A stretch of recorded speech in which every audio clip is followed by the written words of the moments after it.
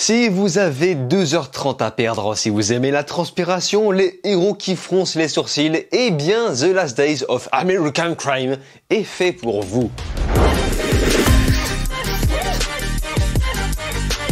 Salut à tous, c'est Vince, alias Amergame, et ça fait du bien enfin de reparler d'un film. Et surtout, n'oubliez pas les amis, le 22 juin, la réouverture enfin des cinémas. Et ça va chier. Enfin, j'espère. The Last Days of American Crime. Ok, j'arrête. Est un film qui a été lâché sur plateforme de streaming comme un prout.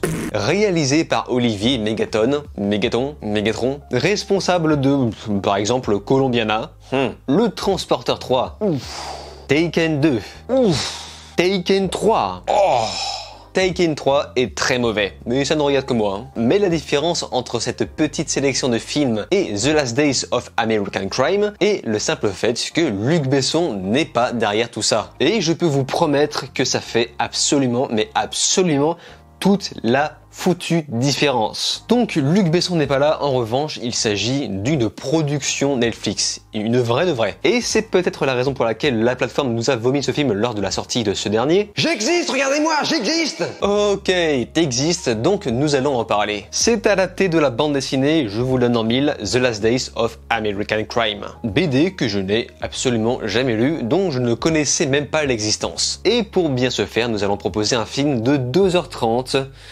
de longues heures 30, dont 10 bonnes minutes de générique. Et si je peux me permettre, j'ai vu sensiblement les minutes passer sous mes yeux. Le film se déroule dans un futur proche. Le gouvernement américain a créé un genre de mécanisme permettant d'éviter la criminalité, un genre de signal qu'on appelle le PAC, si je ne me trompe pas, PAC, et ce signal permet de stabiliser, d'empêcher chaque criminel de commettre un acte illégal. C'est donc une dictature de la plus haute estime. Et en parallèle, ce même gouvernement en profitera pour créer un genre de système monétaire digital. Et ce système est rechargeable à partir de banques, de sortes de stations de banque. Et dans toute cette mascarade, le héros Graham Rick en profitera pour cambrioler cette fameuse banque pour pouvoir ensuite s'enfuir de cet état américain jusqu'au Canada. Mais le problème dans tout ça est que le film démarre une semaine avant que le signal ne commence. Ce qui va ajouter de l'enjeu au héros pour se manier le cul. Et évidemment, le héros devra s'aider d'autres partenaires, dont un gogol et une meuf. Je suis désolé, mais je vois pas trop comment les qualifier autrement. Et on peut se le dire, le concept est plutôt bon, si ce n'est très original. Malheureusement, ce dernier traîne énormément avant enfin d'entrer dans le vif du sujet,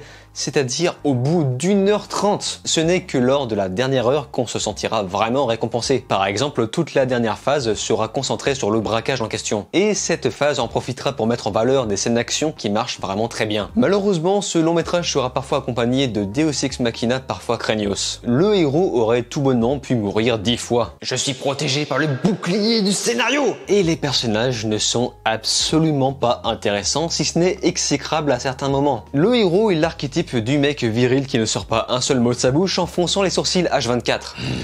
D'ailleurs, ce dernier est incarné par Edgar Ramirez, que je salue.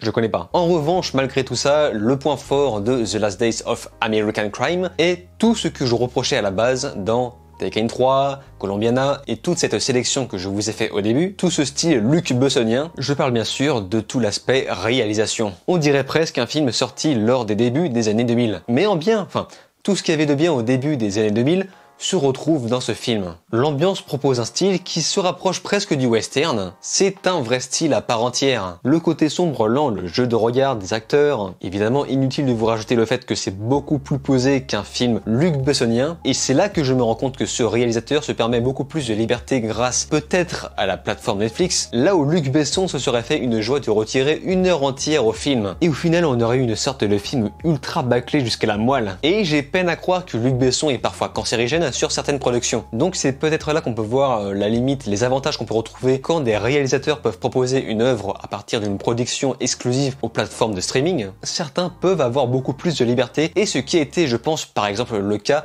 de The Irishman, qui à la base a été refusé sur beaucoup de distributions. Le fait est que le réalisateur a pu se lâcher en proposant un style mélangeant à la fois le polar, le thriller et l'action futuriste. Et quand je dis futuriste, je pense plus à un genre de futur dystopique. Donc ne vous attendez pas à de la SF par exemple. Sharlto Copley sera également au rendez-vous dans ce film, l'ancien poulain de Neil Blomkamp, un réal qui reconnaissait le talent de cet acteur et qui savait le mettre parfaitement en avant, à la fois dans par exemple District 9 ou Elysium, dans Chappie aussi je crois, hein. Non? Et j'aimerais vraiment un jour que les agents et les producteurs puissent repérer cet acteur pour lui confier des rôles dignes de ce nom. Et malheureusement ce n'est pas The Last Days of American Crime où il pourra se mettre en avant comme il se faut. Le personnage qu'il incarne est inintéressant au possible. Mais vraiment OSEF sur 20. De plus, l'aspect global de ce long métrage sera accompagné de dialogues prétentieux, parfois improbables, du fait qu'on nage déjà dans pas mal de clichés. Et au niveau de l'image, c'est le festival de l'ombre. Beaucoup de jeux de lumière permettant de proposer énormément d'ombre dans le film. Beaucoup d'obscurité qui permet de faire renforcer le polar et malgré tout,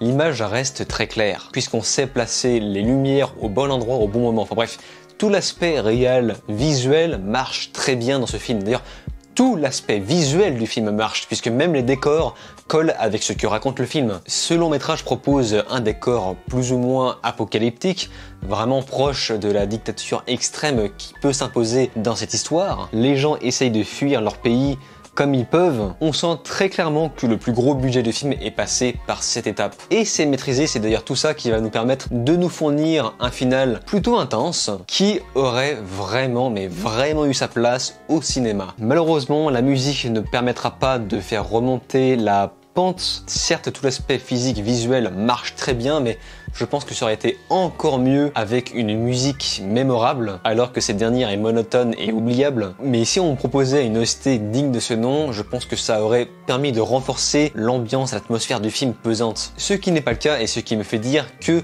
The Last Days of American Crime est donc un film de mec qui transpire mais lent. Et pourtant je suis plutôt un bon consommateur de films au spectacle lent. Je pense par exemple à Traîner sur le bitume qui lui a vraiment une ambiance de folie. Les personnages sont vraiment attachants, il se passe quelque chose. Ou même évidemment Drive qui lui propose exactement le même type d'ambiance mais cette fois-ci avec une sélection de musique qui marche vraiment bien. Un style unirréel de dingue que malheureusement The Last Days of American Crime ne parvient pas à obtenir, mais qui, encore une fois, aurait pu proposer quelque chose d'intéressant avec une OST digne de ce nom, une OST de ce niveau. C'est donc un film qui propose beaucoup de qualité, mais putain, qu'est-ce que j'étais content que ça se finisse. Donc si vous avez un énorme trou de 2h30, eh bien pourquoi pas regarder ce film, on peut lui accorder sa chance, il n'y a pas de raison. Seulement je pense que ce dernier aurait un peu mieux marché au cinéma. Sur ce, j'ai hâte d'être le 22 parce que sans déconner, je vois beaucoup trop de séries en ce moment. N'hésitez pas à me donner votre avis sur ce film et en attendant, je vous invite tout simplement à vous abonner à ma chaîne, cliquer sur la cloche, liker, partager et de regarder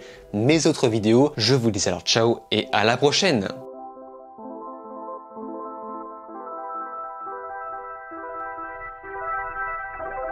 Thank you.